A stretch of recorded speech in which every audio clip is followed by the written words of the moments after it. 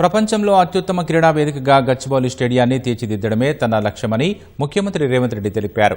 క్రీడల్లో దేశానికి రోల్ మోడల్గా హైదరాబాద్ ఉండాలని ఆయన ఆకాంక్షించారు. బంజారాహిల్స్లోని ఓ హోటల్లో స్పోర్ట్స్ హబ్ సమావేశంలో సీఎం మాట్లాడారు.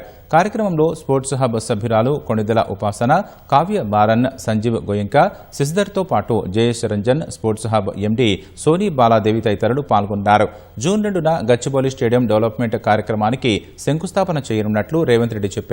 గచ్చిబౌలి స్టేడియంలో హెలిప్యాడ్తో సహా అన్ని ప్రపంచ స్థాయి సౌకర్యాలు ఏర్పాటు చేయాలన్నారు. గచ్చిబౌలి స్టేడియానికి భవిష్యత్తులో ఎలాంటి ఆర్థిక ఇబ్బందులు లేకుండా ప్రణాళిక సిద్ధం చేస్తామని సీఎం తెలిపారు. స్టేడియం అభివృద్ధిపైన బోర్డుకు పూర్తి స్వేచ్ఛ ఇస్తున్నట్లు వివరించారు. దీర్ఘకాలంలో తెలంగాణలో క్రీడల అభివృద్ధి లక్ష్యంగా పనిచేస్తున్నట్లు ఆయన చెప్పారు.